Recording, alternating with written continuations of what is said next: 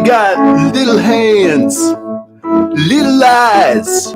They walk around telling great big lies. They got little noses and tiny teeth. They wear platform shoes on their nasty little feet. Sure people got no reason. Sure people got no reason. Sure people got no reason to live. Oh yeah. Welcome to Butt Stuff. Good morning, everyone. Good morning. That was beautiful. That was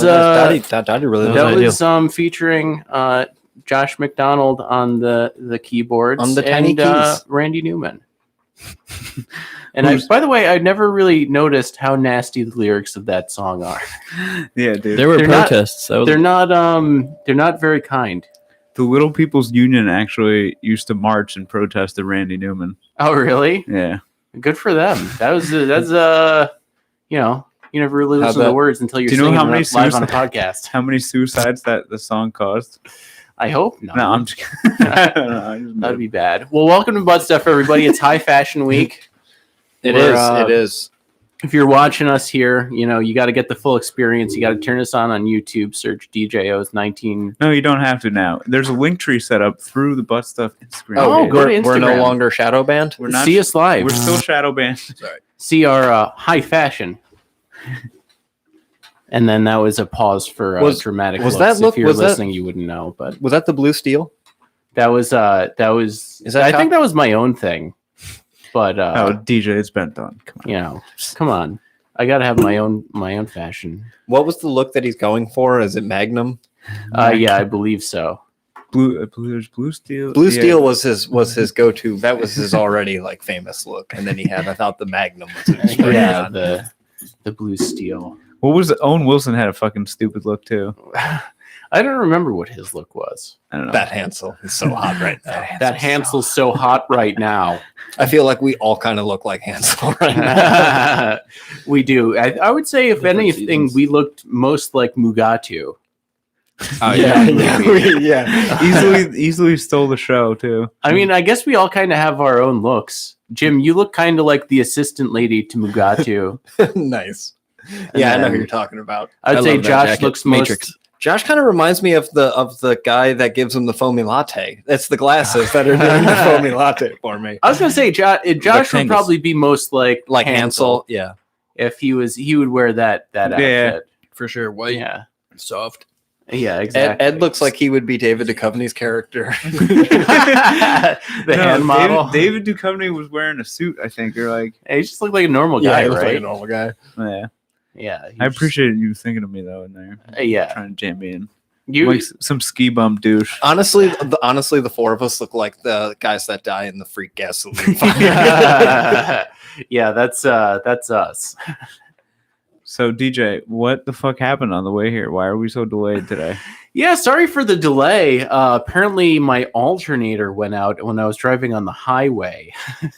So I was almost here, and then my car broke down. So AAA won't get you on the highway? So get this, guys. If you have AAA, they won't tow you off of a highway. They have to get an emergency tow service to tow you to a safe place, so then they can send their tow truck to pick you up from the emergency tow.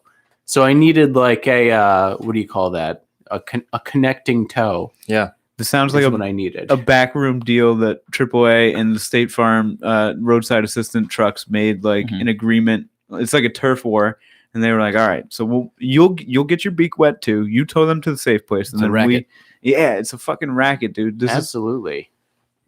We should look into this actually because it's very possible. Class action lawsuit? No. This is like one of those fucking Jimmy Hoffa taking fucking underhand deals from the mob shit going on between State Farm roadside assistance and AAA. It's fucked up, bro. So get this too. So I signed up for my membership lapse. That was my bad. But I called up to sign up for it, and they were like, okay, your basic membership would have just gotten you 3 miles anyway, and then you have to pay a certain amount after 3 miles. Or you could do the one where you get 100 miles worth of free towing for $30 more. And I was like, okay, yeah, let's do that. And they're like, oh, but that doesn't apply for after 72 hours. And I was like, Yeah. why doesn't it apply for 72 hours? And they're like, Because well, you know, we don't want to tow you. Yeah, they were like, we don't want people just signing up and then using their $100 worth of towing. It's like, that's what the service is. You get 100 miles for free. They punish you for not having foresight. Yeah, well, basically, it's just so that they can keep you on the hook, keep you paying. Well, nobody would pay the membership. Like, okay, my mom has like one of those like 40 years consecutive cards. Yeah. And it's just like, why you used 4 tows in those 40 years? Did you really get your money's worth? You know? Mm-hmm. But they need something to keep you in there. I helped somebody at work. They had to jump their car, and they were a little bit nervous about the whole jumping of the car. I hate that shit. Yeah, and they were kind of jumpy, and I was like, it's fine. And they were like, I don't know, like, you're not a professional. And I was like, believe me, I'm a professional. Like, do you want your car fucking jumped or not? That's what I was saying. And they were like, well, I don't see a AAA sign on your car. And I was like, what makes you think AAA is professional? Like, those are just some guys they hired. Those are guys who jump cars. Any one of us could get a job at AAA.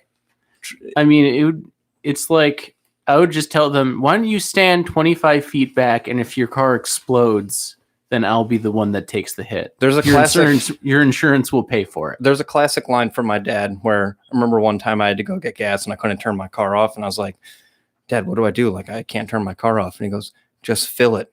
Your car's not going to explode. It's not a movie. I've always done all that. the time.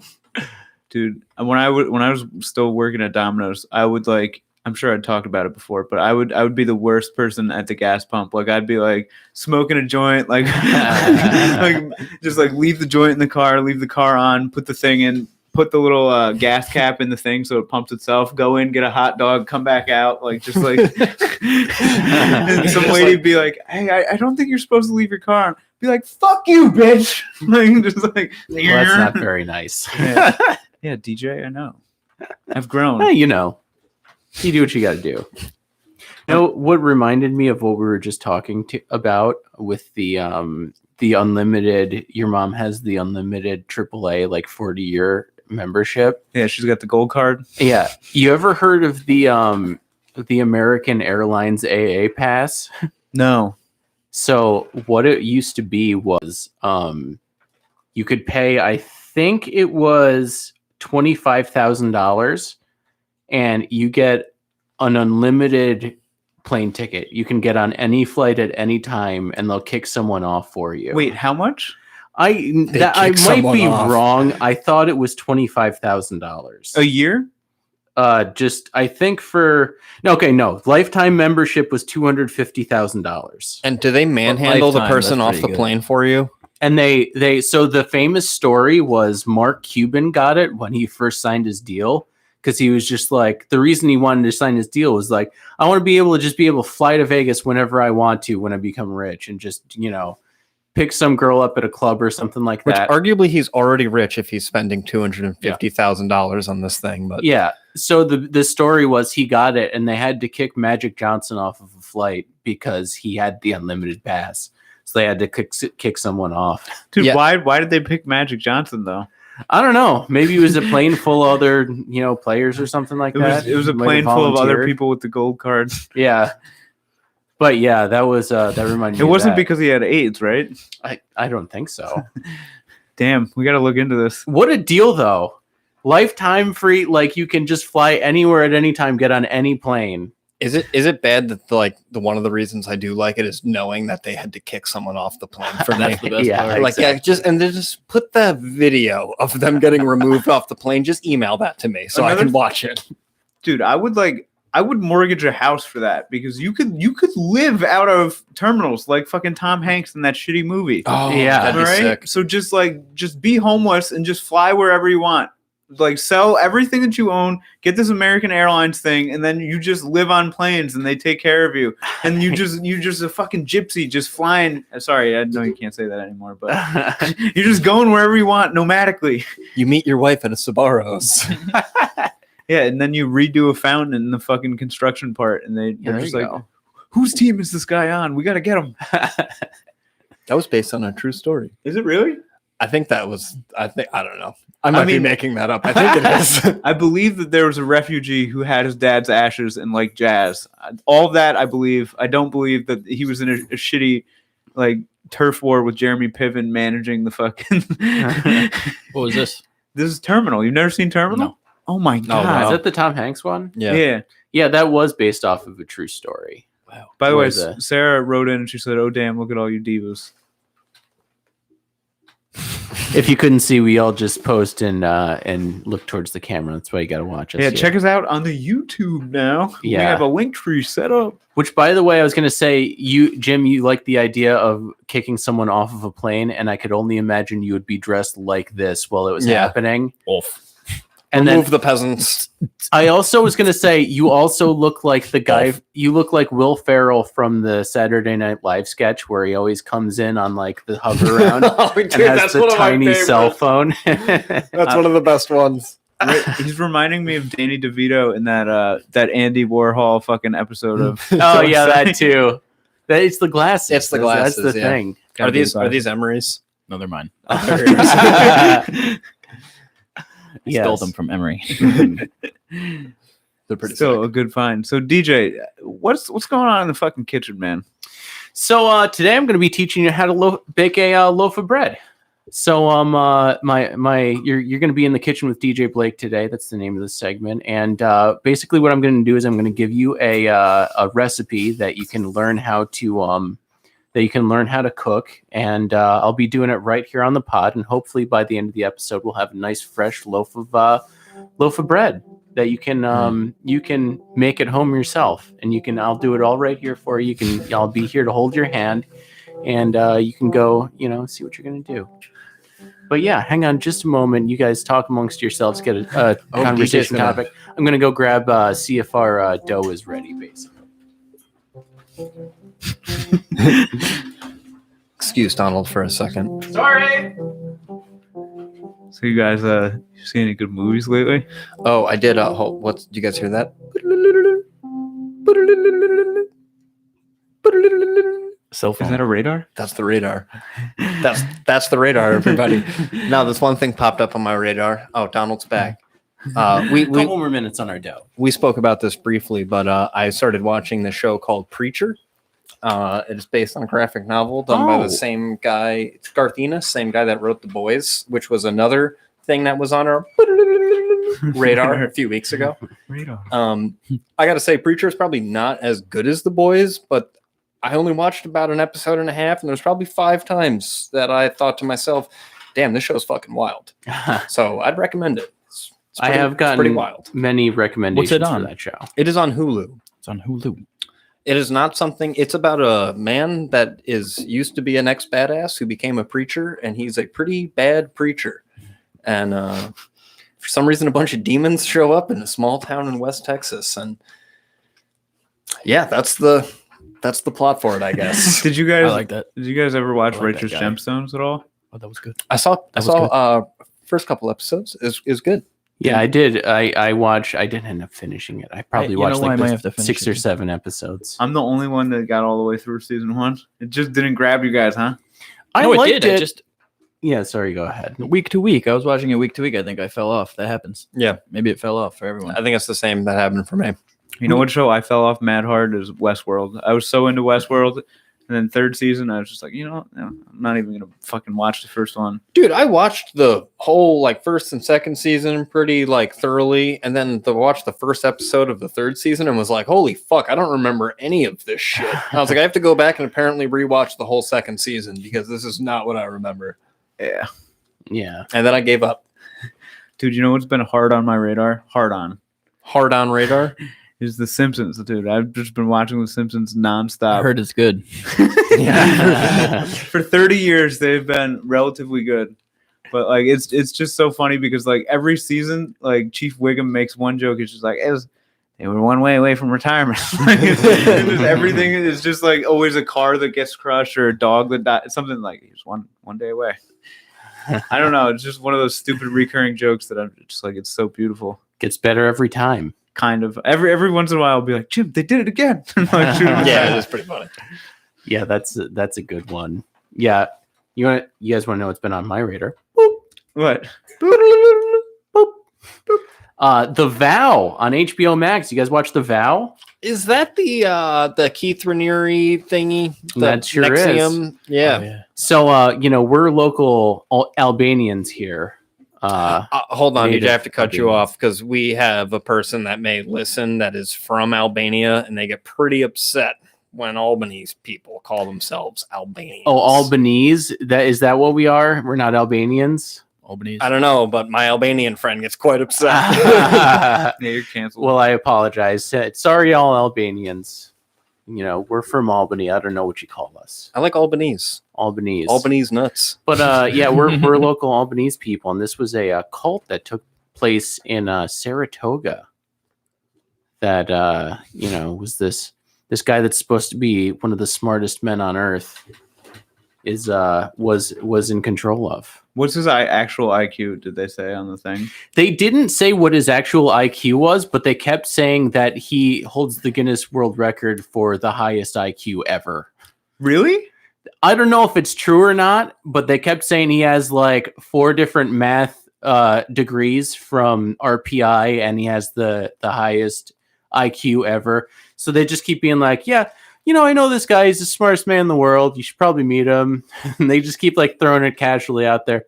There's this guy I know, and he's the smartest man in the world. If you're gonna be a cult leader, being the smartest guy in the world is a pretty good draw.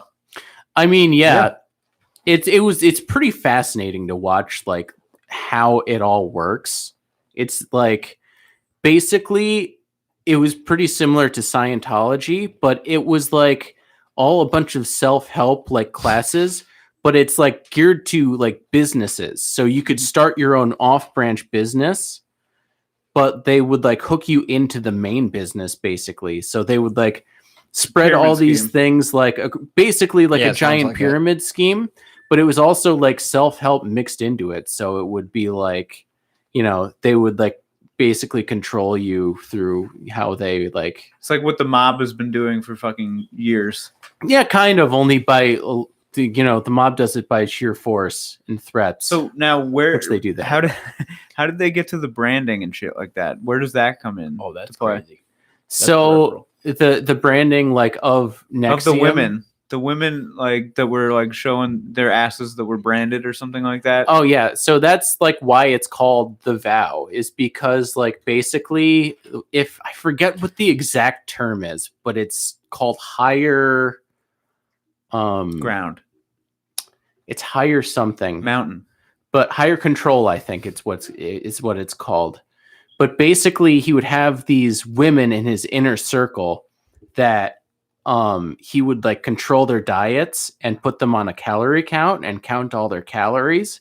And basically if they would try and do something, you would tell them, oh, you're immoral. Like that's an immoral thing to do. What was the calorie count? They're moral or something. Well, the calorie count to me kind of sounds like that's like cults often use. They try to like underfeed you, and try to keep you delirious. So the calorie count is one way that they can kind of control. Like they'll feed you like just potatoes.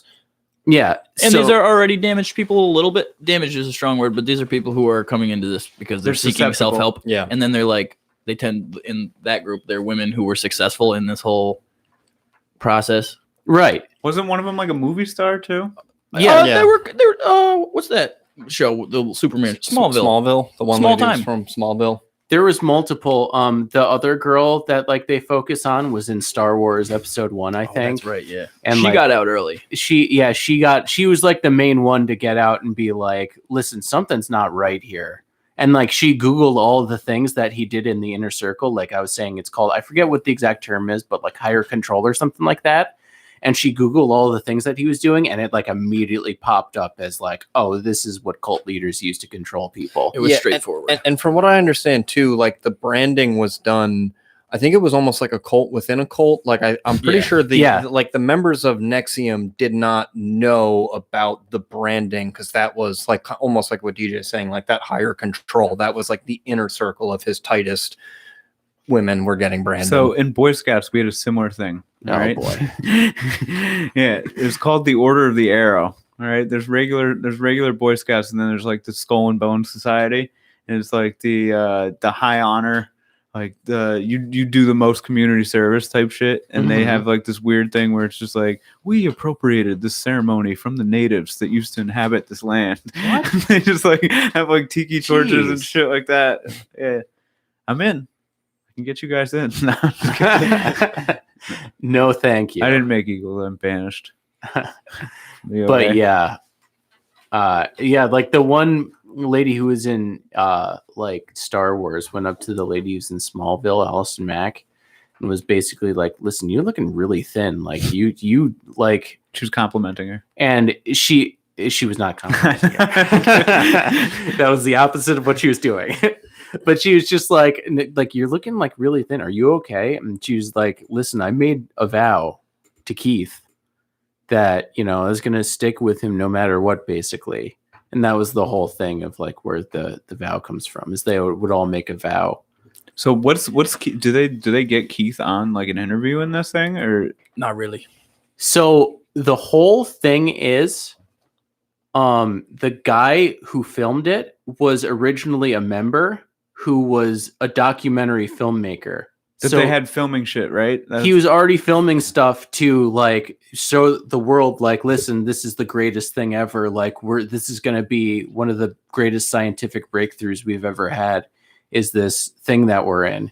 So he eventually realized it was bad and was like, well, I've been filming everything anyway. We might as well, show people like what this is. Yeah, that guy was kind of on the hook because he was convinced that Keith was kind of giving him this feedback that he was going to like help him with his personal project. Like they were going to make this movie loosely about Keith. It wasn't just a documentary. Like no, it was like all over again. And it's Yeah, just it's kind of crazy. these sensitive people who are in like weird positions in their life, and they're hung up on this dude is the smartest guy in the world. They really fucking think that, and it's like not true. And if you watch the clips, you're like, this is awkward to watch because these people are just like sitting there and they're like hanging on every word he says, and like I don't know. You can see them see him as like a messiah, and it makes no sense.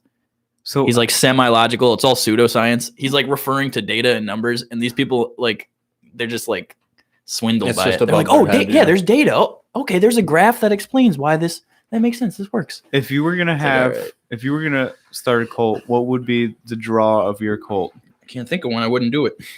I mean, come on, that's not really fun for the exercise, though. I can't think of one, dude. Let me think. What would Doesn't be seem fun. what would be the draw to my cult? Mine would be laughter. I would be like, the best self-help is actually laughing. You know what I mean? And we would just take drugs and laugh in the woods until they all were crazy, followed me. And then I imagine that sucking and fucking comes into play somewhere in there. Yeah, I remember thinking there's something beautiful about the fact that like if this guy really somehow was the highest IQ, smartest guy in the world, it's pretty much proven at the end that like he wasn't, and it was all a sham, and he got low grades at RPI. But he like used all of this incredible mind power to just like swirl shit around and trick like kind of semi-average people into sex. It's like, I'm gonna trick like 20 normal girls into sex with me. I'm so smart. I'm gonna brand them too. Imagine like, I mean, that had to be like part of his fetish was branding these people, right? I mean, so it was the- his initials. Yeah, so the brand was his initials just turned on its side. And Allison Max. Apparently, it's like both. You can Dude, like see it both ways. I just don't She understand was in how like Smallville. this dude's like this. He must be jerking off or something while he's branding you. At he that didn't brand. It's the girls brand each other. He's not even there, Oh, no, but they would have it filmed and they would send the films to somebody that the and they jerk off after. and like it was a thing where like they were saying that it was like it was filmed for the master, but like because it was like a cult within a cult, it was like kind of unclear that the master was Keith Raniere, but other people were like, yeah, they kind of knew. it Yeah, was he has Keith plausible deniability, but Yeah. not really. It's someone we all know. Raniere. Yeah. But it's someone we all look up to, but we won't say who. imagine being related to like a cult guy. Like you just like imagine that like somebody in your family, like just Uncle Billy one day just like Uncle has Hitler. Uncle Billy just has a gang of women that he just like that like open doors for him everywhere, and they all look sickly, and like you're just like, what the fuck is going on? Like his family must have seen this shit happening, right? Yeah. Like colleagues, neighbors must have been like, what the fuck is going on next door? Because he just lived in a regular house, right? It was nothing like crazy. Mm-hmm. Well, yeah, I mean, his like That's the whole thing is they would have meetings at all each other's houses. In Clifton Park. Yeah. Yeah, they would it was funny the one scene like he was walking around and the documentary guy they would go for these late night walks so it's just him and night vision just going like talking about like morality is the most important thing. If we all have our morality and it's just like could you imagine just walking in like your neighborhood and there's just some guy filming some guy with night vision just ranting about these crazy things. You'd be like, what the fuck? What is all this? It's always funny too because one of his things was volleyball. He would make all these members show up to volleyball starting at like midnight, and he could just appear at any time. So they might have to like play volleyball amongst themselves at the Y until like 2 a.m. and he'll just show up. And then honestly, that's how a lot of them feel like they got their opportunity to spend time with him, which is fucking weird. You honestly, that's not the worst because they're not thing talking I've about ever serious heard. shit. And also, he does this thing. Sounds fun. And this was just hard to watch. This, it was like the thing of just like I could see why these people are easily fooled. He would like stray into these topics, but then not actually explain them to these people, and they would just be like enamored and mystified. He would like slightly talk about particle physics. You know what I mean? Yeah. He does that. He'll be like, "That's why I'm all knowing is because I know how this works. You probably don't understand. I won't get into it, but you know what I mean? It's like particle physics. There's shit going on." So he felt like he could kind of answer anybody's questions. You know what I mean? Mm-hmm. Like that's why they're all mystified. They're like, "Wow, he fucking knows." Yeah, it's just this confidence. See, like It's confidence, but it's that shit would hollow, dude. There's like nothing really there, but these people are kind of like already grasping for anything to make meaning out of their weird lives, like for sure. And he's kind of like providing that. That's like you trying to tell me to wear like a mask and goggles when I'm fucking around with asbestos. And I'm just like, yeah, fuck it. You know what I mean? And like, that's why I could never be swayed by a cult. It's because like, I'd just be like, yeah, that's all bullshit. Just walk away. At least not like the world's smartest guy cult. Maybe one of the religious ones could get me if I was on the right amount of drugs, you know? I just think I'm talking to God at some point. Probably. So DJ, what do we got going on here? Okay, so here's what we're gonna do, everybody. To break your bread today, we're gonna make an Italian loaf. Now, the difference between an Italian loaf and like a type of French bread is an Italian loaf is more simple. A French loaf of bread is what you would call more of a rich bread, which would have. What the fuck are you trying to say? Rich bread. You calling Italians stupid? This is Hurlbut Street. Absolutely not. Absolutely not doing that. But a rich bread would have more fat or milk or cream and stuff, making it a much softer type of bread. Like we're going to make a chewy, crispy loaf of Italian bread today. So a good baker always bakes by weight. So your recipe today, and I don't have it in front of me, I'm kind of just eyeballing it here. We're making an Italian loaf with a poolish or a dough starter is what it's called. So what you're going to do is you're going to 8 to 12 hours before, you're going to take equal parts water and flour and then put in 1 gram of active dry yeast. And you're going to mix that around. Your proportions for the water and the flour, you're going to do 171 grams of both water and flour. You're going to mix them together and then leave them at room temperature for about 8 to 12 hours. What that's going to do is it's going to bring up give you an extra fermentation period, basically. So your whole goal is you're going to, the more fermentation periods, the better. So I've already mixed together my dough. So we took the dough starter that we had, and we're going to mix that together with 184 grams of water, 371 grams of flour, 11 grams of salt, 11 grams of instant dry yeast, not active because instant has more of a kick to it. Are we going to have to, are we out of memory here? We can still go we may be live, going to but the YouTube stream. I got to switch in a second. Okay, well, so all of you watching us live here, you can still see this. So anyway, you're going to take your dough starter and you're going to mix it to 184 grams of warm water.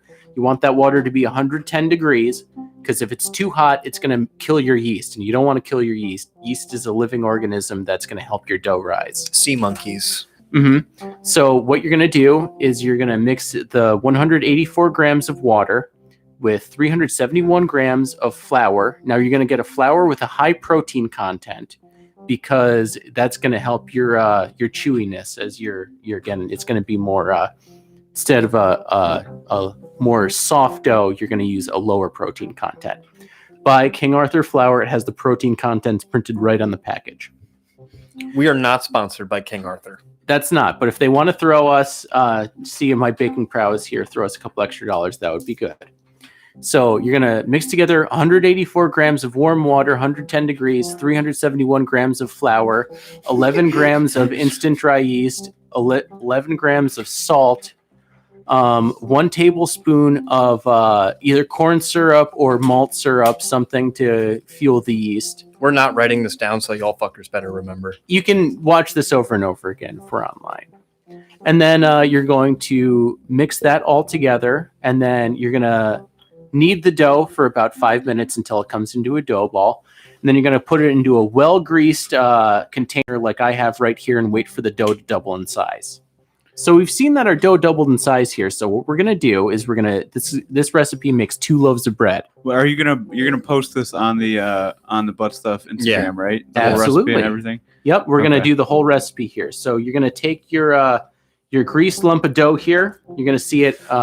You can see it here, or you can just listen. Oh, So we're going to divide that into 2 loaves, and we're going to punch out all the air here. So you're going to take the backs of your knuckles and kind of press out all the air there. Now, what if you don't press out all the air? What's going to happen, Donald? It will probably balloon up to an outrageous size, or it won't. You won't give it that other fermentation period to kind of rise again that you want. So you see, I punched out all of our air here, and then we're going to divide the dough into 2 sections. So today I'm going to make your average loaf, and then we're going to make like a kind of more Italian looking loaf.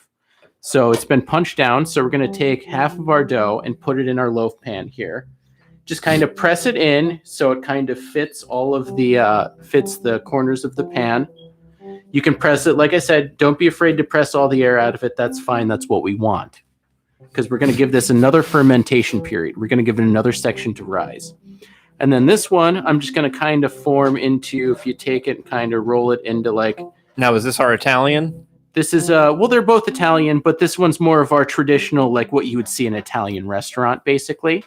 Scenes from an Italian restaurant. Exactly, Jim. So we're going to do that, and we're going to put that on our peel with a good amount of cornmeal on it, because the cornmeal is going to act like ball bearings, basically, to kind of slide it onto your pizza stone when you're baking it. So what you're going to do is you're going to put it on your cornmeal, kind of make sure you get plenty of it down there. Now, does it have to be cornmeal, or can it be flour, or is it very important for the? It's not very important. If you think you can do it with flour, you absolutely can. But cornmeal definitely works better when trying to slide things off of things. And then we're going to score the top of the loaf here. So you're just going to take a very sharp knife, kind of just make 3 incisions across here. The scoring is going to make sure that when it rises, it has enough room to expand, basically.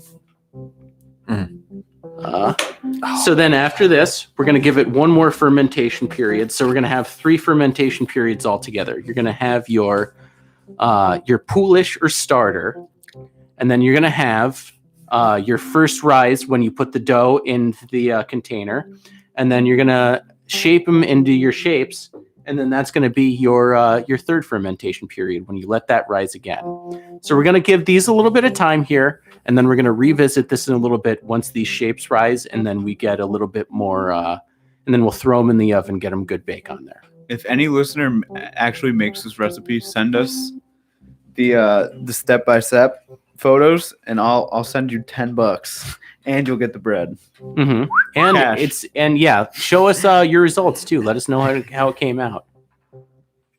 I'll be back in just a moment. I'm just going to go put ours. You want to put your dough too when you're proofing it in a warm place. You don't want it to be too hot, Not because the fridge. 120 degrees is, I think it's 126 is the thermal death of yeast. I'm not 100%. Death of Yeast is a fucking awesome album.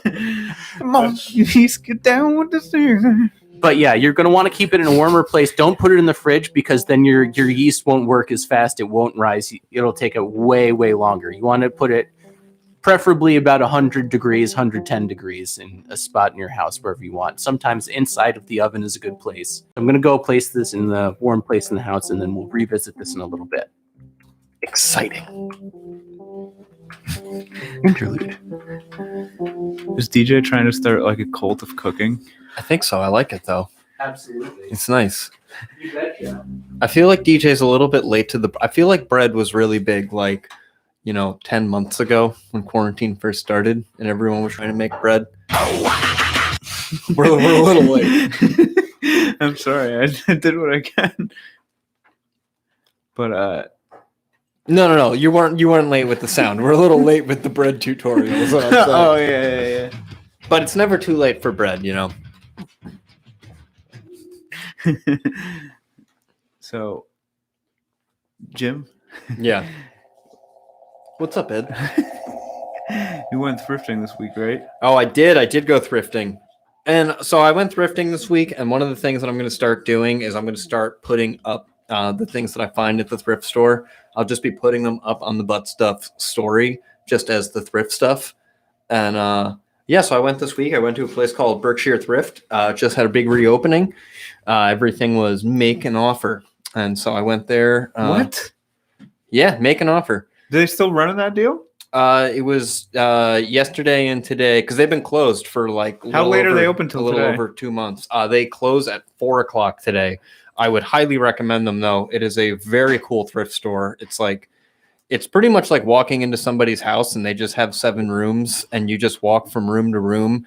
And Josh said something earlier that kind of I hate being watched when you're at a thrift store, which is often how I feel when I go to some thrift stores. So any thrift store owners listening, I feel like I'm being Stop watching. watched. But at Berkshire, the store is so big and you go into all these different rooms that sometimes you're just in this like weird back room where you're like, I don't even know if I should be here. And I feel weird, because I feel like I could be stealing things here, but I'm just not. And I don't know if this lady thinks that I am because I'm just like 4 rooms away. For me, it's not even like that. I forget who, but some comedian has this great thing where it's just like somebody took time, opened a store, collected all these things, and I just go in an antique shop and they just watch you. And the whole time I'm like, I feel like they want me to buy something, but like it's so hard to watch them. It's if I don't like it, leaving without buying something is like the biggest offense that I can do to this person. It's just like, yo, please. Yeah. It was weird. So when I walked through the thrift store the first time, I really didn't see that many things that I wanted. And so I just kind of grabbed this frame. And then I heard the lady just anything, just fill a bag with Christmas stuff and give me $1. She was like, just make an offer on anything. And I was like, all right, I'm just going to fill this fucking basket with shit. And so I grabbed a bunch of stuff, offered her $20. She took it. And, it was good. I was That's happy good with business. it. Wow. Yeah, so That's go support them. They are a very cool place. What was the best find you got? I got this 3-tier Japanese style shelf. I'll put it up on the story later on. But I would love bunch to of see stuff. that. We gotta call it something. The series is like Jim's Thrifts, Jim's Mhm. Picks or something. I was just gonna go with thrift stuff, but Thrift stuff by Jim. Thrift stuff. thrift stuff. Thrifty. I like thrift stuff. Yeah, that's Because I try good. to go 3 times a week. I generally go on Monday, Friday, and Saturday or Sunday. Now, are our listeners going to be able to purchase these items for you, or is it just like? Yeah, so I will definitely buy crazier things. There were 2 things that I really wanted to buy. I found an original Atari, which was really cool because Wow. I don't think I've ever seen an Atari actually in person. I don't think I have either. Yeah, so I was looking at it and I was like, damn, this is pretty fucking dope. It was $80 and I sent a picture to my dad, like, Dad, check this thing out. And he goes, oh yeah. We always just rode our bike instead. My brother Brian was like, yeah, they got better games than Atari now. But no, that was kind of cool. I saw that. And then they also had a giant, this was at Salvation Army. They had a huge jade figurine. It looked like straight out of Rush Hour. It was fucking wild. It was a jade figurine of what? It Correct. was it was sitting on a nice wooden base, and then it was a green jade statue that came up into 2 lily pads and then had 2 frogs on each lily pad, and then their tongues were coming out, and there was a big red crystal ball in the middle. Wow. And they wanted $40 for it, That's it. and I was very close to buying it. That seems like one of those things that you would find and buy it for $40 and then figure out it's worth like $10,000 if it's some sort of like. Dude, my mom has just been on one of those kicks where she's just like, she'll just watch somebody's obscure YouTube channel where they just like look at plates and shit like that and grade like old china from the 40s. And it's just this crazy plate lady is just like, if you see one of these plates and it has like a presidential seal on it, this lady picked up this plate for $1. It's worth $1,000. Oh wow! There's Like shit like there that. are things like there was a set of 4 plates that I got, and I Googled them just because I was curious, and it was like $600 for the 4 plates. And I think I got them What? for like $15. Now, No way. Is this something where you're gonna hold on to them, or you're just strictly just like flipping?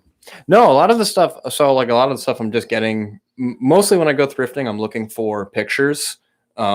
Just to put up in my house or like little. I'm trying to steer away from getting knickknacks because I'm kind of running out of shelf space. Mhm. But yeah, no, I mostly look for pictures, to be honest. Yeah. It seems which I have pretty good luck with. Going to Salvation Army, you can really dig through with the vultures and find some good shit. Yeah. I always love like if you're ever at Salvation Army when like it opens, there's like 10 people waiting in line, like it's a fucking doorbuster.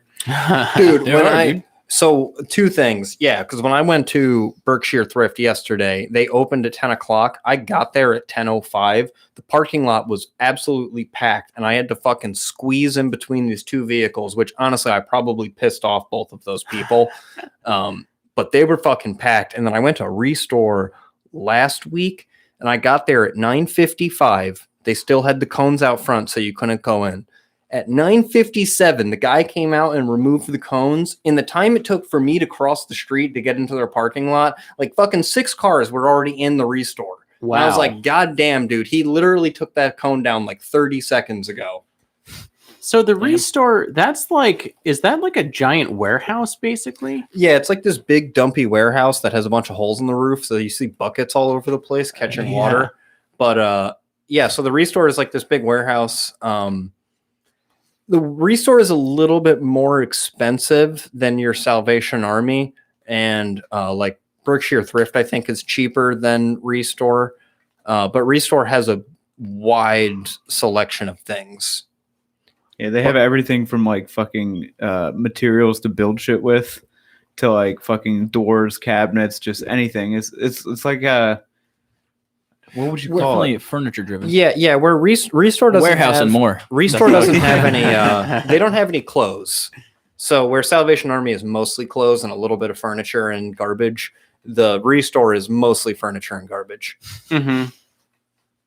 Well, that's good. Dude, actually, the last time I went to the Restore, I bought like 4 CDs because my shit was fucked up in my car. I could only use CDs. What CDs did And you get? I got this awesome Jamaican mix of just like weird covers of pop songs, but just from this like weird, That's awesome. different local Jamaican bands. that That was empty. That case.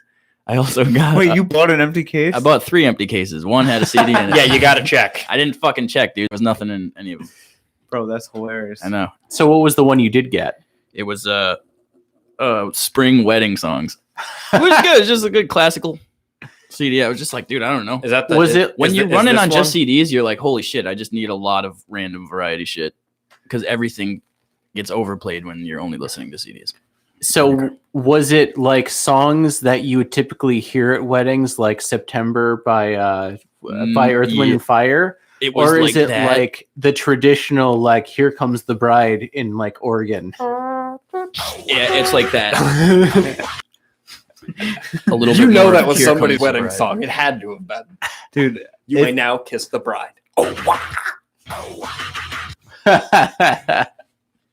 dude, That's a I great sound imagine that effect. if somebody's getting married to Disturbed, they're hanging from the hooks. They're like one of those fucking Ripley's Believe It or Not weddings. Chris you know? Angel is the fucking pastor. Dude, Yeah.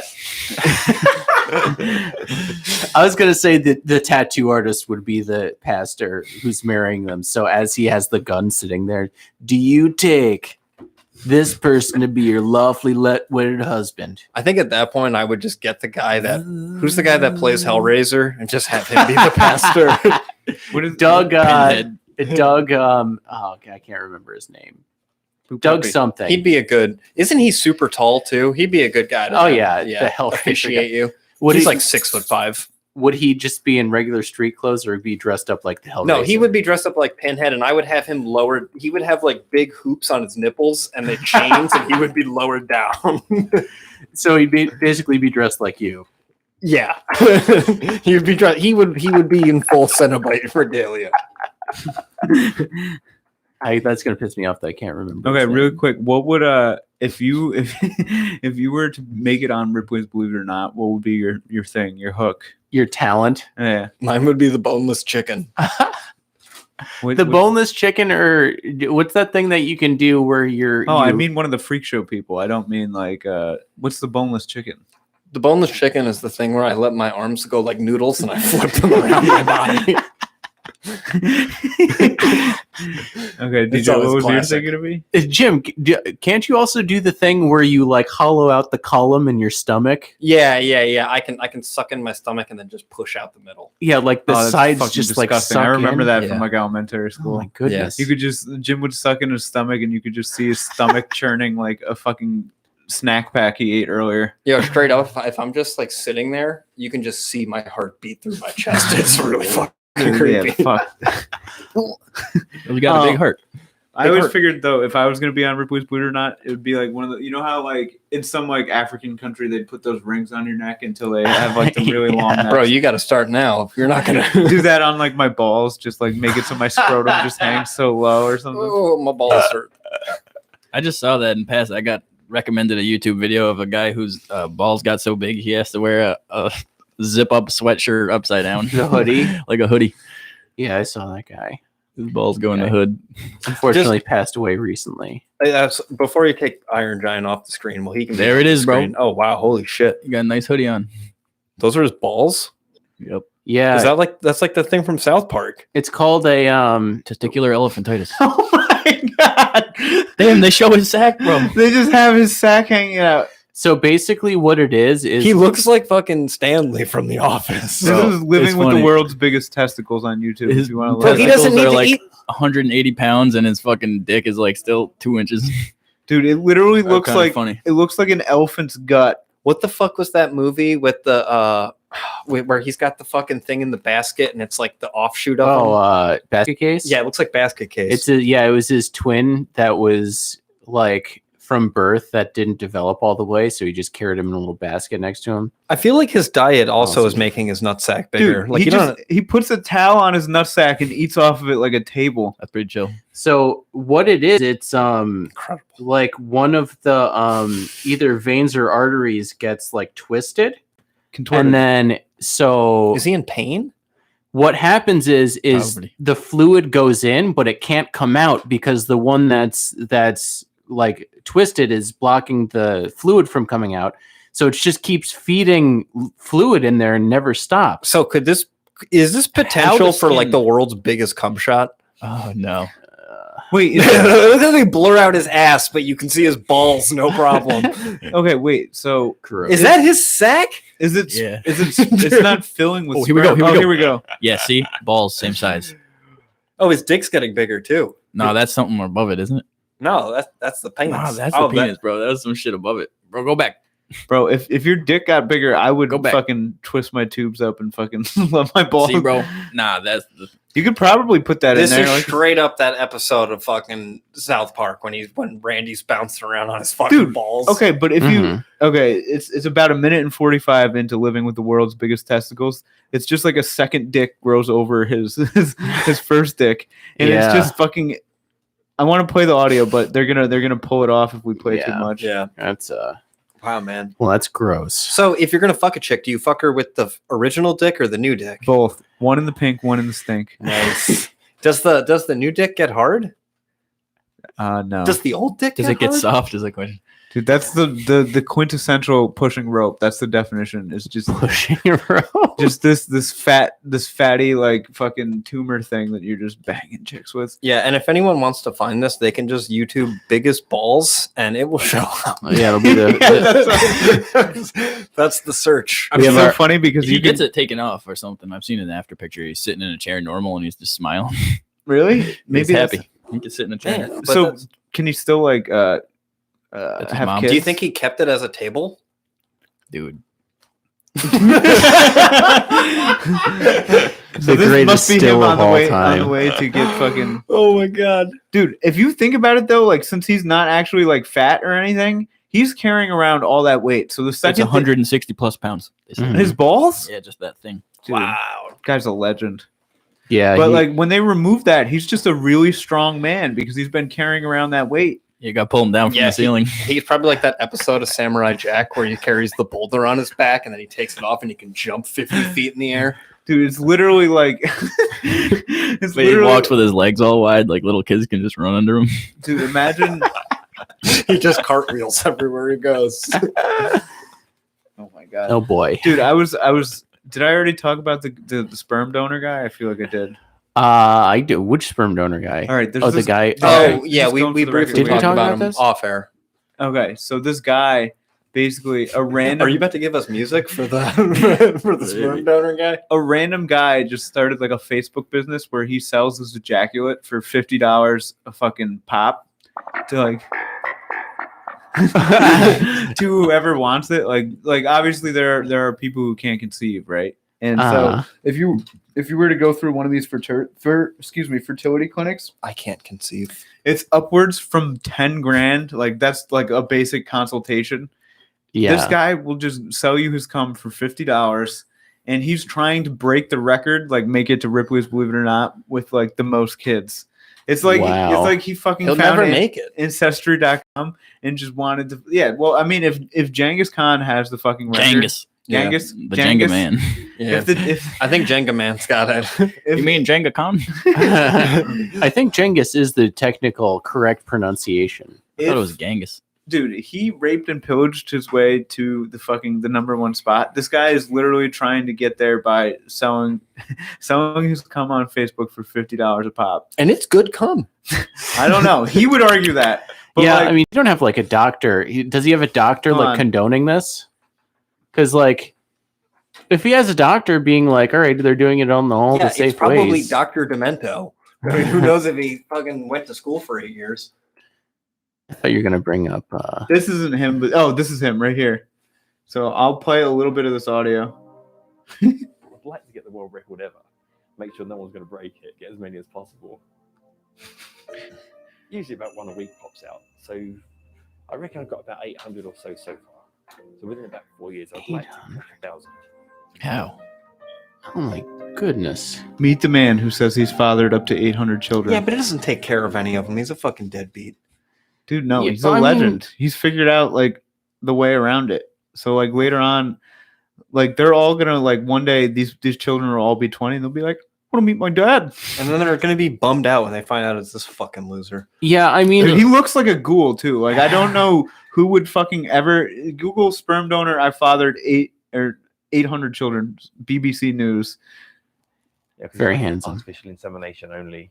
And I think they like the fact that I do that. I'm not going to try and Oh, okay. get anything funny out of them. You know. He also looks like he could be. All right, dude, 60 we don't years need the little fucking sperm graphic. What the fuck? His name is Simon Watson. Give Simon Watson a fucking goog. And it's just absolutely bananas.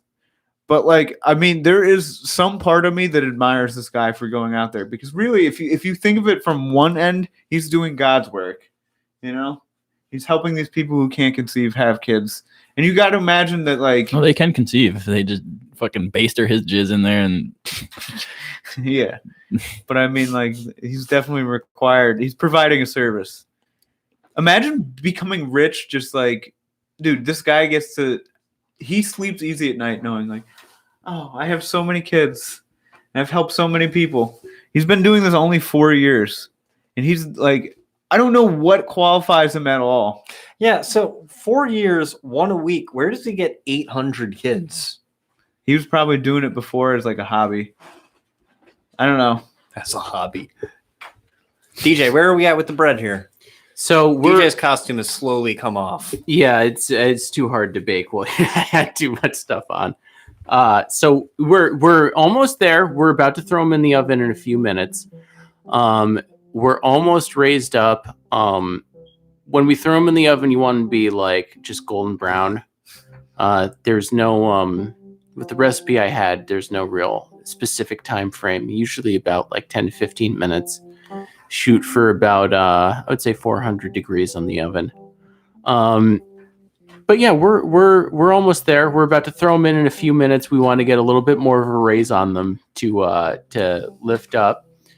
Are we going to be able to eat the bread live on this pod? Yeah. We should be able to. I'm going to give it another 5 minutes, and then it'll take about 10 to 15 minutes to bake. And we still And have then to, we should be able to, I have some butter I brought with me. We'll be able to butter up some loaves. And we still have some trivia coming at the folks live Yes. here. So we got about 20 more minutes. I would say 20, 25 more minutes before we're actually eating bread on the air. You want to play some trivia now? We can do some trivia. We can load up some trivia. I'm in for that. Get someone on the air. Let me pull up some questions here. Well, while we're getting someone on the air, a couple tips that I forgot to mention about the bread. Make sure when you have your warm water, you want to melt the malt syrup into it, because the malt syrup is the food for the yeast. So the yeast is going to eat the sugar. That's why you need a sugary element in there. So you're going to melt that in there. Another tip, you're going to want to mix in your salt into your flour beforehand, because you don't want to pour the yeast directly on top of the salt, because that will kill your yeast. They can't just eat direct salt. It will kill them. So you want to make sure you follow those tips. I'm going to take a brief hiatus and go drain the main vein. I've drank quite a bit of coffee. Well, you go do so. Okay. What's our Joe we're drinking today?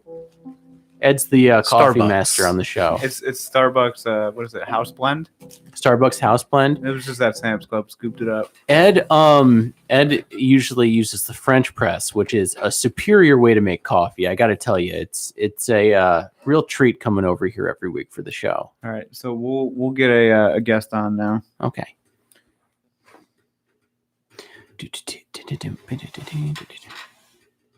Here, Josh, play us something. We'll write a song right on the air here.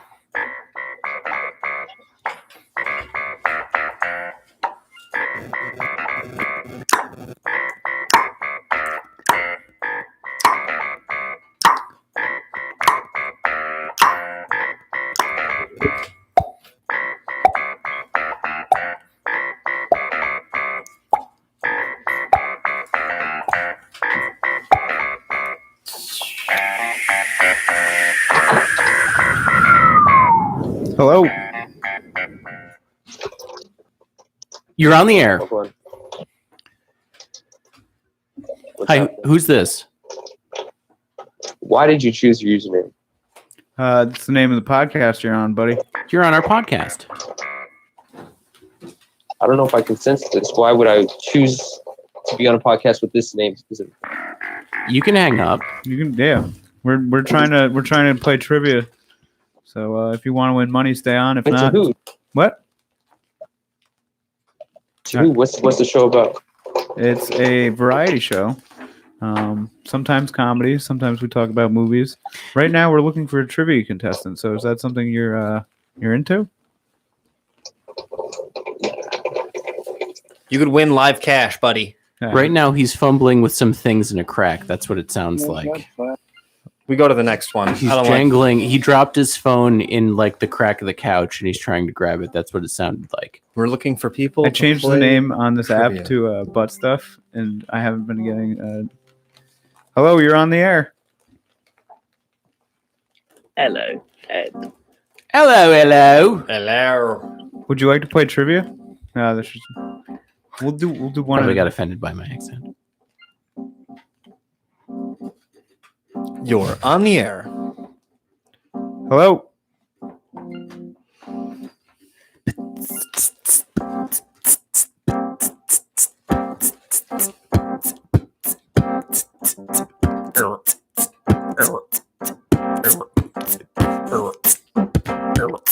Hold on.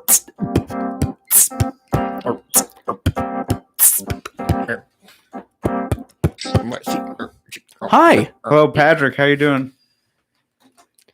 Good. Do you want to play trivia? Sure. All right, we got our first contestant. This is my buddy Patrick. Hi, Patrick. Patrick. P-A-D. Patrick. Hi. Patrick. Hi, Patrick. St. Patrick's Day. Hi. You're going to be playing against my buddy DJ here. And What's up, dude? what's going to happen is it's going to be first to 3. And if you win, we will Venmo you $5 cash. You're going against DJ. We're streaming live on YouTube. It's going to be a hoot and holler and good time. And you're just buzzing with your name. First to 3, you get the cash. Sound cool? Wait, how do I buzz in? You say Patrick. I say my name. Yep. Got it. You like that? Very clear connection.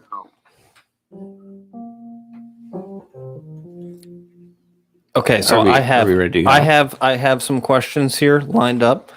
The trivia today is all going to be about butts. It's butt trivia. Okay. Butt trivia? We're doing Okay. butt trivia. Patrick might win this one. Are you a butt expert? Patrick? We'll take your silence to be What? yes. I said, are you a butt expert? No. No.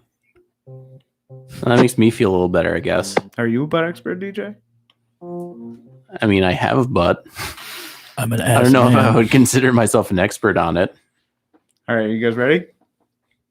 I think I Sure. might be ready. It's kind of hard to find butt trivia questions, but Yeah, I mean, you picked a pretty, I guess not obscure thing, but I would assume there's not much trivia about butts. honestly, Donald, the butt is one of the most fascinating things in the world. Well, All right, let's go. Okay, so where do we get the term full moon? Which country does the term full moon originate from? DJ. Donald? Full moon. I'm going to go ahead and say that's an English thing. It sounds like an English thing. England. That is incorrect. Patrick, chance to steal. Greece. That is also incorrect. It is made famous by the Ming Dynasty in China, where bare buttocks were seen as quite erotic, as they are still today. And Really? they were compared to the fullest of moons. Wow. Okay, next question. The butt muscles are also known. DJ.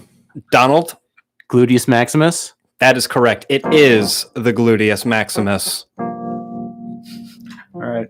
Patrick, we got to get you in the game, bro. It's only 2 questions in. Yeah, I know. All right, next question. Hold on, I'm trying to find one here about butts. Just do any trivia. Okay, what song in 1993 won the award DJ. for best Donald? Sir Mix-a-Lot, I like big butts. Ooh, that is incorrect. Patrick, chance to steal. Let's hear the full question now. Yeah, can you repeat the question? Yes, in 1993. What was it? In 1993? The best rap solo performance. What was the name of the song? DJ guessed Sir Mix-a-Lot, which was incorrect. I like big butts. Oh, shit. Well, you already answered. Thank you. Did I? Well, that is not the correct answer. I like big butts was not. Big booty hose. No, that is incorrect. Was it Baby Got Back? It is Baby Got Back. Yeah, I just answered the wrong name of the song. You did. Shit. It's okay. Yeah, what are you going to do? So it was that song. Hey, I had the right song. I was like, what other song about butts is there? There's a lot of songs about butts, Yeah, probably. just not from Back that 93. thing up. Back that Oh, yeah, thing there you up. go. Girl, you look sexy when you back that ass. By the up. way, shameless plug. Patrick had a show last night at Susie's, and I heard he did really well. So, Wow. If we had an applause sound effect, I would play it right now, but I didn't bring my laptop. Okay, here we are. Next question. A 2010 study by University of Oxford suggests that having a bigger booty helps prevent against what disease? Bigger booty. Patrick. Patrick, go ahead. Ladorsis.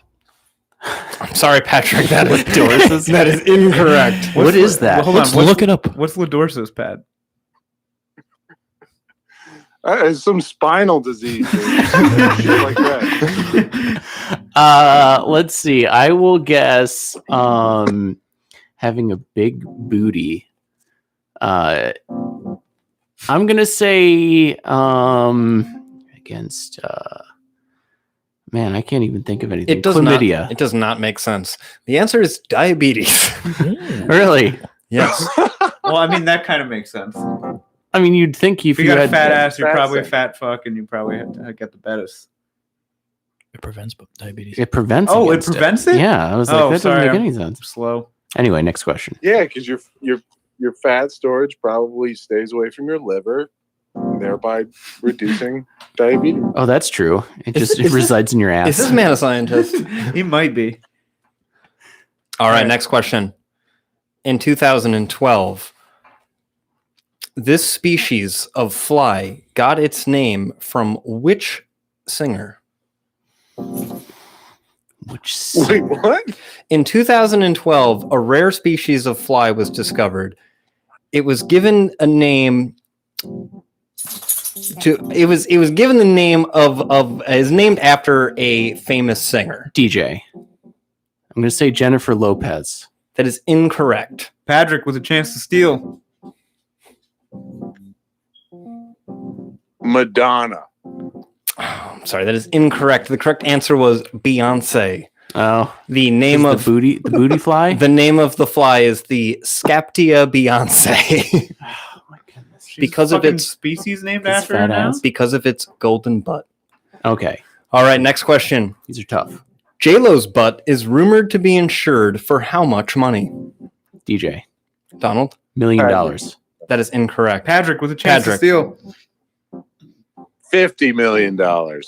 I'm sorry, that is also incorrect. You gotta go big. It's $1 billion. Are you fucking kidding me?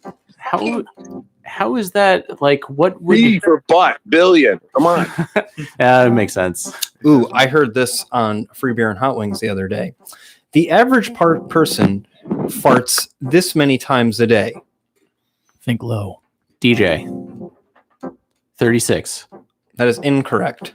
Patrick with a chance to steal. Average fart. 6. That is incorrect. I'm gonna guess 7. Man, you know, I was going to give you guys the leeway because it's 13 to 21 times. So if you said any Anything of in those that numbers range? in that range, you would have got it. Dude, this butt trivia is harder than normal trivia, I feel like. All right. We have Donald is re-entering the room here. I'm back. Had to throw the bread in the oven. Okay, next question. In what year was the word twerk officially added to the Oxford Dictionary? DJ, Donald. 2013. That is correct. Why do you know that? Because I've been twerking since That's 2013. like around when what was that? Wrecking Ball came out, or what? Oh, was- like the wait, Patrick, are you buzzing in? No. Oh, okay. Sorry. I think Patrick's amazed at how quick DJ knew that answer. DJ's one of Yeah, those. he knew. It's one of those people that you see at like the bars. Patrick runs a bar, a local establishment. Oh, He do you manages- really? Yeah. So I'm sure you have a trivia night or something there, right, Patrick? Or at least before COVID. Which one? We used to, and nobody really came except naughty nurses. So Damn, that sounds like a good time though. Patrick, is it cool if we say which establishment you're at? Are you okay with that? no. Okay. Never mind then. But if you want somebody to run your trivia, DJ will run your trivia. Top shelf job there. Okay. I would do that. He would So- probably do it for a meal too. Are we at 2-0, Donald? We are. I believe I have 2. What 2 did you get? You Yeah. got Got that one, and what was the first one? The gluteus maximus. Oh, Gluteus okay, yeah. Maximus. all right, Patrick. You gotta get your head in the game here. Yeah. Okay, so next question. The world record. What is the world record for the biggest butt around? I will take the answer in feet, please. It's in feet, not weight. It is in feet. DJ. I'm gonna say. Hold on. If we're gonna keep doing increments, Price is Right rules. Well, is it either you This guess is it or you get this is one number. It is. you get it or you don't? All right, sorry, DJ buzzed in. I'm gonna say 10 feet. That is incorrect. Patrick with a chance to steal. 6. You're breaking up a little bit. Say it I again. think it's 6. No way. 6 feet. That is incorrect. Jesus Christ, how big is it? The biggest butt around is 8 feet around. Ooh, split the difference. Damn. That is a We're big. both close. That is a big butt. Yeah. Taller than Ed. Got it. It is. It's taller than all of us in this room. And Patrick's actually 9 feet tall. So is Confucius. Okay, so it's quite difficult to do these butt trivia things because I pretty much have to just read it and then come up with the question. So that's kind of why the questions are kind of shaky. So I'm Right. just going to go to a list here of Butt facts. no, just regular trivia questions here that we are on now. Okay. Who was Sports Illustrated first female sports person of the year? I'm going to take a second to think about this. First female. DJ. Donald, you have the floor. I'm going to say Mary Lou Retton. That is incorrect. No, of course it can't be. Patrick with a chance to steal. Stupid guess. First Sports Illustrated. What was it? I'm just gonna say Serena Williams. That's what I would have said. Oh, that's a good guess. That is a good guess. The answer, I've never heard of this, is Billie Jean King. Ah, Billy King. winner of Battle of the Sexes. Tennis versus first person to play tennis versus a man. Not Back ever, in the just day. formally. Or well, yeah, in like an actual match to prove that women could be better. On our live chat, Patrick, Sarah says you sound like a herb. No, that was the gentleman Oh, before. That was okay. one of our stereo people. Sorry, Patrick. It was the guy before you. Okay, next question. A flamboyance is a group of what? DJ. Donald for a chance for victory. Flamingos. Pew, pew, pew, pew. It is flamingos. That's the win. Patrick took an L on this here. There might be a lag. Yeah. Is there a lag? Do you think? Do you feel hustled?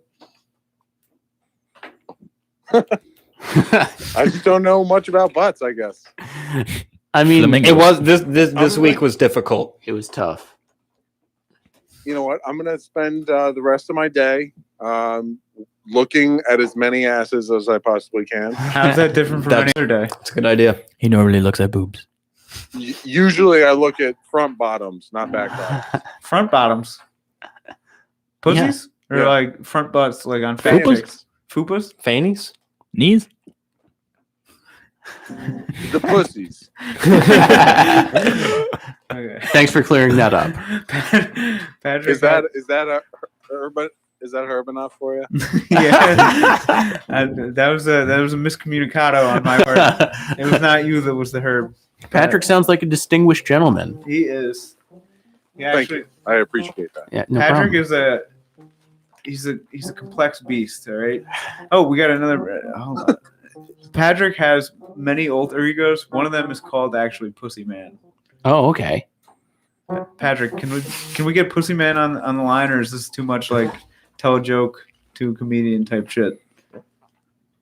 That's exactly what it is. Thank you. All right, someday, hopefully, you guys got to be on the lookout for Patrick's local performances because it's a rare treat if you can catch Yeah. Pussy Man. Well, we look forward to it. But, It's got to be organic, you know. we're gonna probably wrap things up here, Patrick, with the trivia section. But if you want, we do this every Sunday. If you want to be If you want a recurring chance guest. to redeem yourself, Yeah, if you want to come back and Cool. get your honor. Possibly. Are you guys are on YouTube, right? We're on YouTube. Butt stuff. We're on Instagram. It's you pretty much have to go through the Instagram. We're kind of shadow banned. If you look up butt stuff, so much stuff is going to come up. You're not going to find us on YouTube that way. But if you go, I'm just gonna spend my day googling it. So all right, Yeah, take care. if All you right. search for long enough, you'll find it.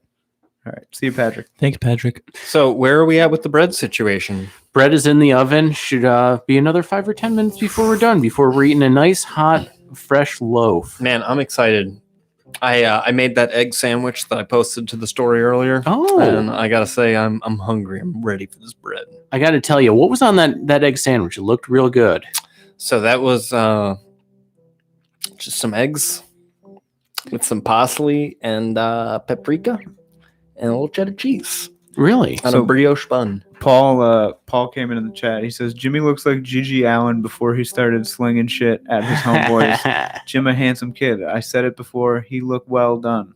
You're gonna give that a big hell yeah. And Sarah goes, I meant the first dude who was appalled at the name of the pod. Yeah, that one guy was real defensive.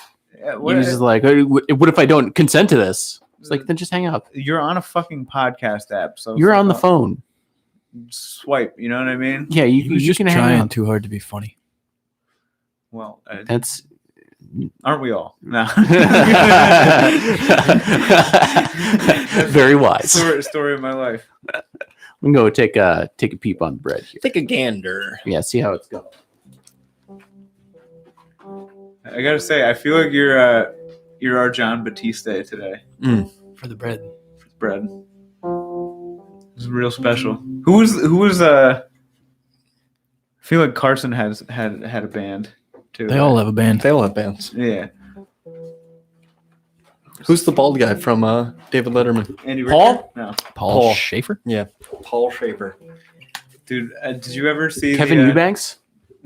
There's this thing where Todd Barry called into the Letterman show and he was just like, I do a really good Paul, and he just did his own voice. Yeah. It's so good. That's pretty funny. Who's your favorite late night talk show host of all time? Favorite talk show host of all time? Who did the Arsenio. best? Arsenio? Hall. Maybe. I don't know. Arsenio was good. He had Bill Clinton play the night sax? court theme on saxophone. Well, does Joe Rogan count now? I wouldn't count it. It has to be late night. Yeah, I would say. Well, I mean, Does it have to be major network, or can I choose? Because I was kind of thinking Jon Stewart. John. I think I would count Jon Stewart. Then Jon Okay, Stewart yeah, definitely. Jon Stewart. I'd say my favorite would probably be Conan O'Brien. I liked Conan when I was younger, but now I can't take him. Really? Yeah, I can't do it. I think he's still good. I still like him. I like he did this one thing on He's a good guy. Hunter Thompson. It was like the craziest shit ever. Like he just went over to Hunter Thompson's house and Hunter's just doing drugs and shooting guns and it's like, come on, we're gonna go shooting. And they just go like shooting out back at Hunter's house. It's pretty sick. That's pretty awesome. When did That's pretty dope. when did Hunter die? It was February 20th. What is it? 2000. What is this? The anniversary of his death? It was yesterday. Oh wow! I was gonna say, I was like, how do you know that offhand? I mean, that makes sense though. 2005, I'm gonna guess. No. It was One. later than that. 2013, He was cremated and his ashes were shot out of a cannon. 2005. You were right, actually. 2005. Did you say 2005? I did say 2005. Damn. Man, Damn, that's I'm why on a roll. That's why Donald's our I'm trivia. on a roll master. today. It feels like later than that for me because maybe because Johnny Depp's played him in so much shit. Yeah, After the fact. probably. Honestly, I would have thought it would have been earlier. He seems like whenever someone plays someone in a movie, you figure they would have to have been dead for 15 years. Well, He was okay. alive when they made the movie. When they were doing Yeah. Fear and Loathing, Johnny Depp was like living in Hunter's basement. Really?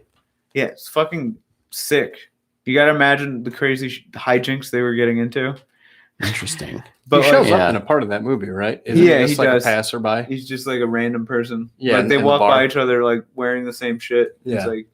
It's like a thing where Johnny Depp is tripping and he's just like, "Holy shit, who's that?" It's just Hunter walking by him in the same getup. That's funny. He's like, "Holy shit, there I am." You know what's been on my radar also too to bring that back is Nathan For You. You guys ever watch Nathan For You? course. We It's love a it. classic. It's my it's We love probably it one of here. my favorite shows ever. The one I watched the one recently where he does the he gets the gift shop to act like they're filming a movie there and he Yeah. hires the Johnny Depp impersonator. And then they just make the people buy the stuff when they think that they're like a part of the movie and then not give them refunds. That's so good. And then he brings it before the judge and he's just like, yeah, this is fraud. This is very clearly fraud. And then he's like, well, how do I get around it? He's like, you have to actually make the movie. So he does. And it's just the worst movie ever. Puts it up in the film festival against the guy farting for 45 seconds on YouTube. Well, one of my favorite ones of that is the one with the TV that's like the super cheap TV, but in order to get it, you have to go into the room with the alligator. It was just like an alligator next to the box. There are so many. He needs his own show. Like I know he did that John Wilson How To with John Wilson, which is so good. You should but watch that, DJ, if you haven't. I think you'd like it. I would If you like absolutely Nathan like that. you got HBO. Yes, I do. I will Dude. give that a watch. It's It's fucking really good. truly inspiring. It's just this dude with a camera, and he just gets into all this shit with like all these characters. Really? Yeah, Mm. and it has like a very kind of like tongue-in-cheek Nathan For You kind of vibe. It's based in a lot of visual puns. Basically, what he does is he goes around the city and he films all the time. Oh yeah. And then there's like a lot of weird meta shit that happens, like people commenting on him. You know what I mean? I don't know. That's Like- cool. It's pretty cool, but they just pieces it together and then he awkwardly narrates it. He fumbles to it's really good. It's brilliant. But then these characters are kind of the best part about it is that it's like the same sort of character interaction that Nathan Fielder has. Where these people are just like not self-aware and he's kind of like they're not aware that they're not the fully butt of the getting joke the kind joke, of yeah. Yeah. But he's not even making a joke of them. He just lets them be themselves and then they're just a joke. shocked. Kind of. There's one guy who wants to grow his foreskin back. He feels like he was robbed. He didn't have a say in the decision, and you can grow about an inch of foreskin a year Really? if you weight it down. If you like that's the attach whole weights thing. to it. Okay. I'm gonna pull and grow my foreskin back again. Grow it back again. Foreskin restoration. It's called anthem. tugging. This is brilliant. This is a Will we get pulled full-length for this? song.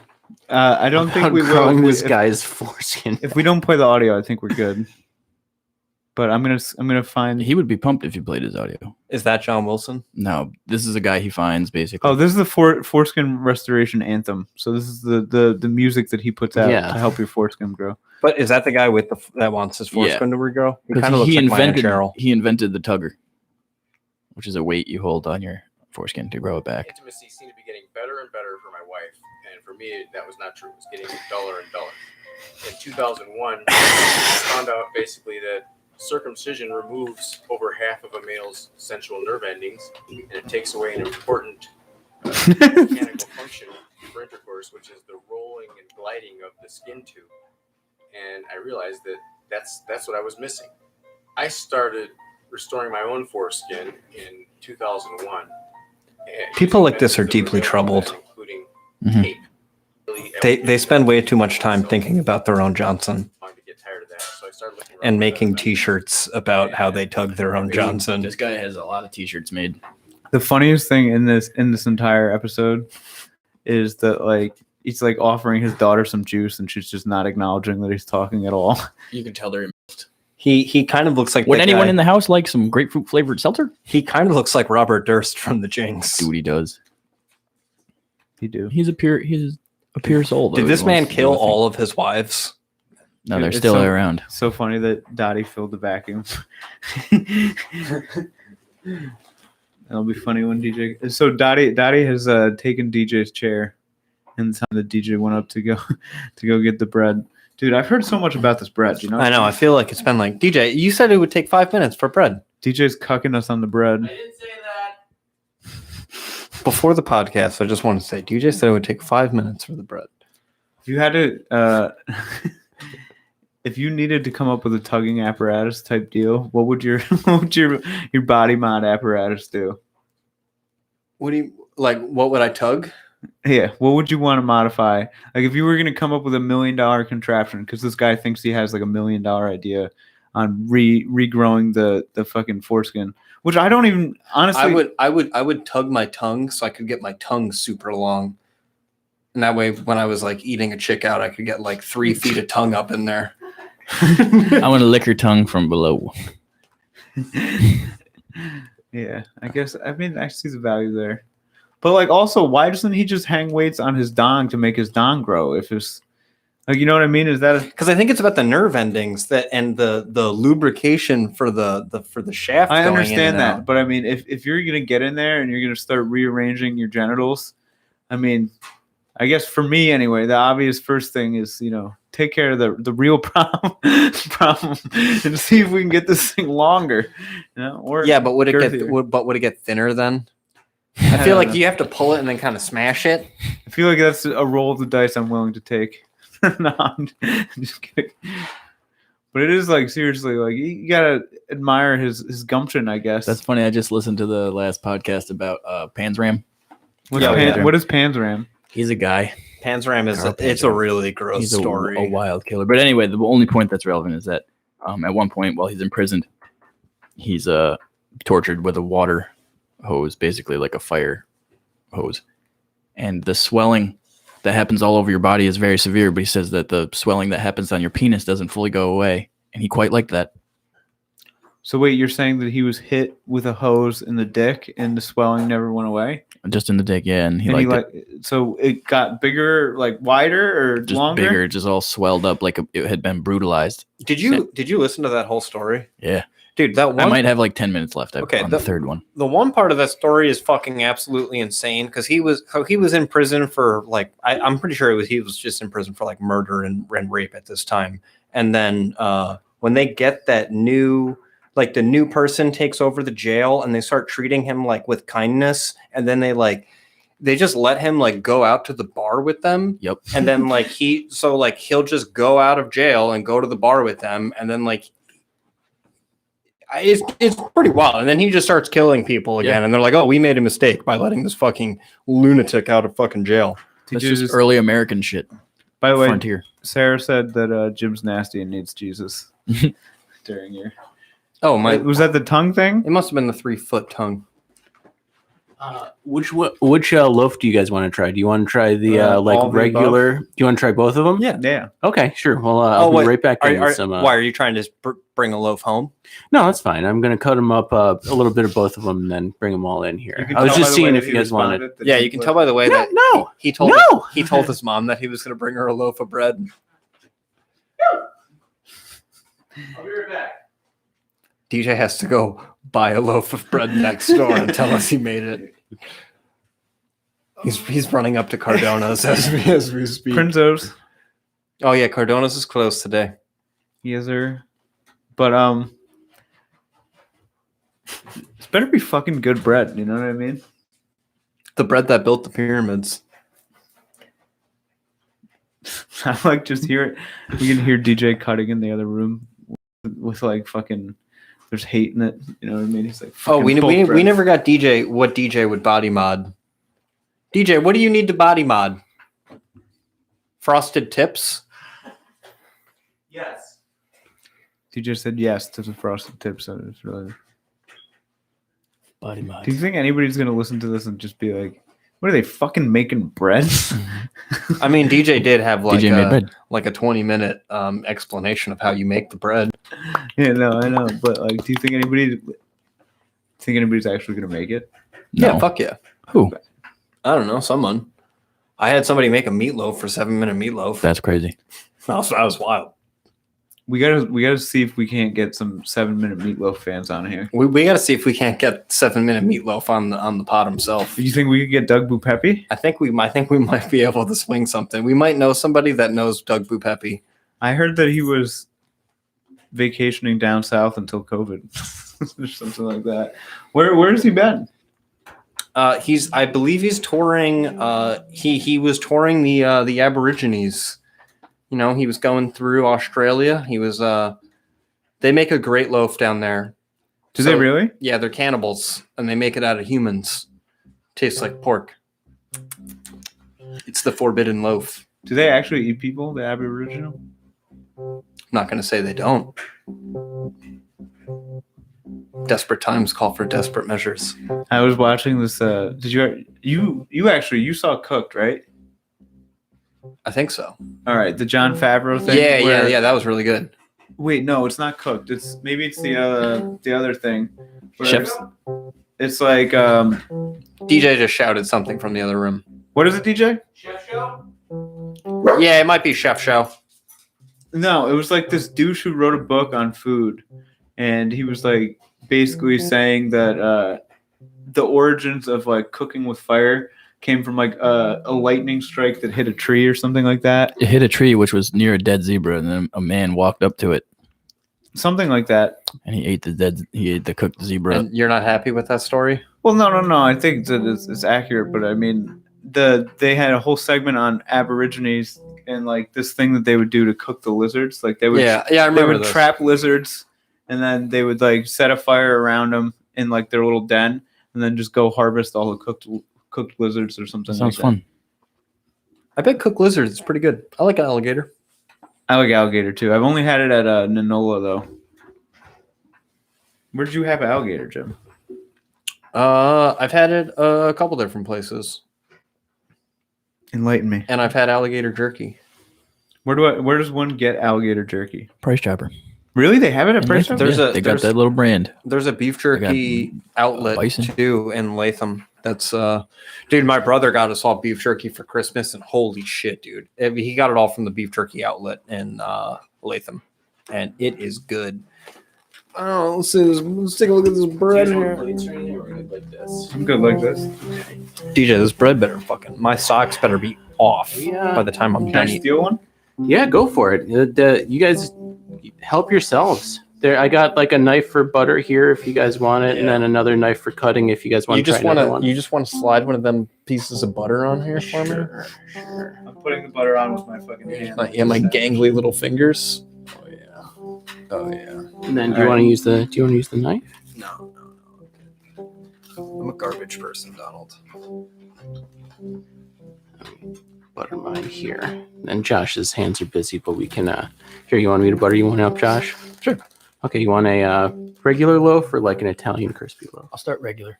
Regular, okay. And now this is the ASMR segment of our show. It is. Do you want butter? Yes, please.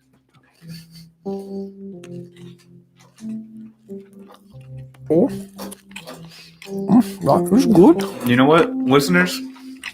This is really good fucking bread. You guys should make this recipe. The number one ingredient in bread is thyme and air. Those are the number one and two. Oh, the number ingredient for me is love. And love also. So we're going to try this here. I'm trying to try an Italian Holy loaf shit, here. dude, it's really good.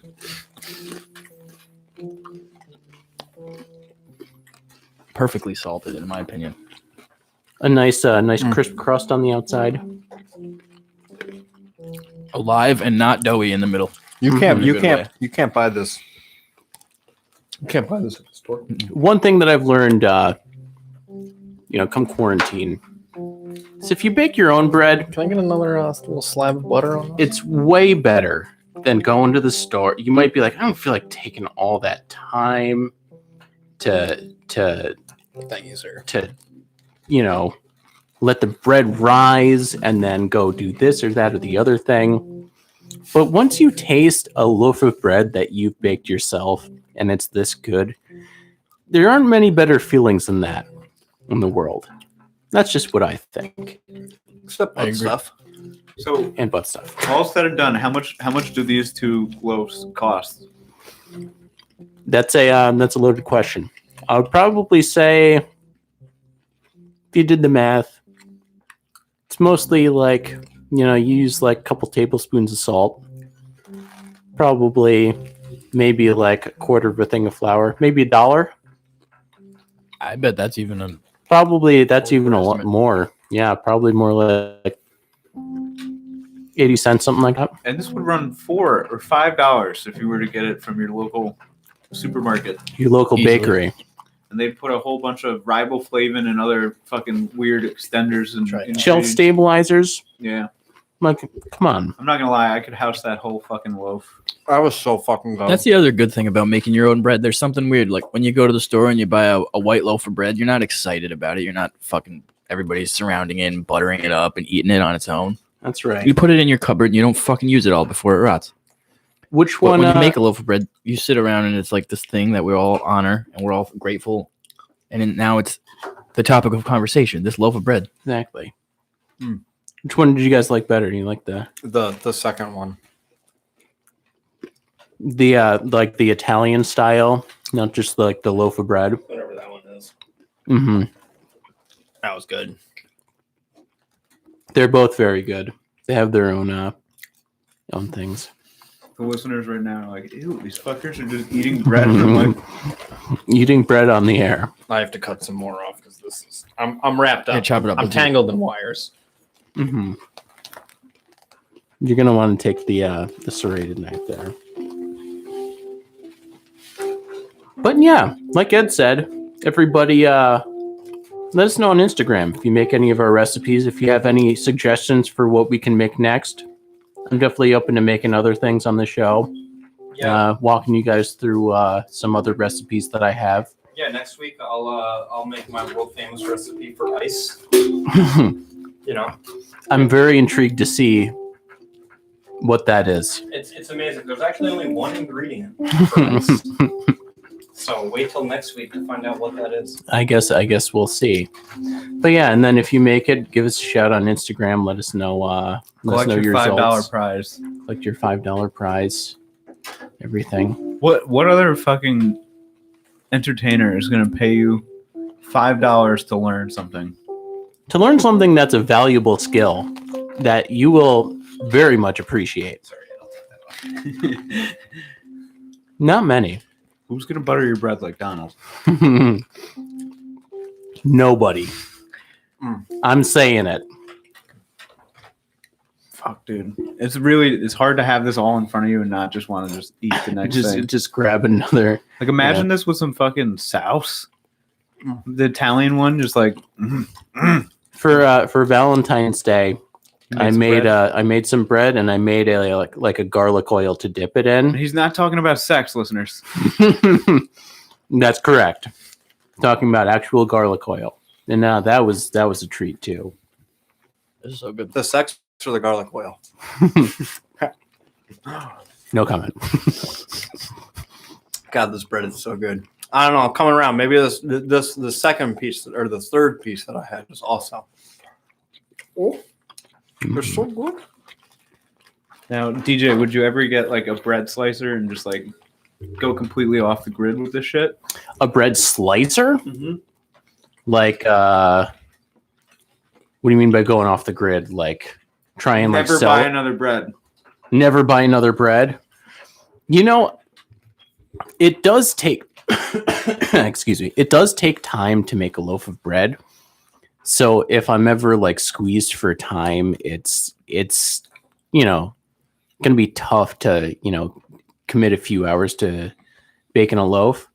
But I mean, I plan on making a loaf of bread every Sunday, probably. Try and last me through the week. Why not? It's cheaper. It's more fun.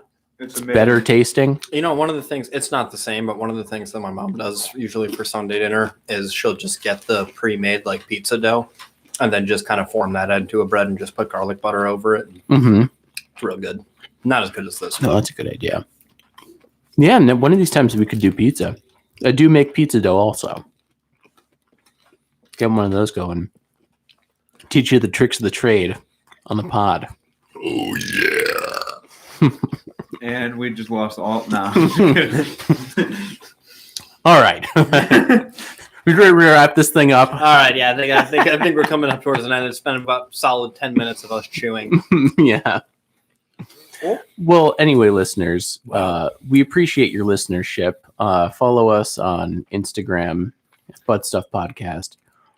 Click on our links to our YouTube channel. Come find us on YouTube. Give us a watch there. That way you can see what we're saying. You can't just listen to what we're saying. You can see what we're saying. Yeah, and keep an eye out for our trivia times. And if you want to be on our show and participate and try to take down our reigning champ, Don Ladd, damn right. Good fucking luck. Guy knows his shit. Guy knows when twerk was in the dictionary. So that was a good pull. Well, anybody. Anyway, and shout out to here. I gotta give a shout out here, guys. Go play when it comes out on of course it would. When it comes out on Nintendo, play Knockout City. Why? We have a I don't know if I should be shouting out his name, okay. but we know someone who's the the main voice in the game. is Knockout City, is that like a relation to Mike Tyson's Punch-Out Knockout? No, it's like It looks cool. It's it looks almost like Rocket League, where like your characters and you run around and grab balls and try and throw them into a goal and everything, and you can run around with your guy. All right. Check it out when it comes out. There's already a trailer out there in beta, I think. Check that out. See you next week.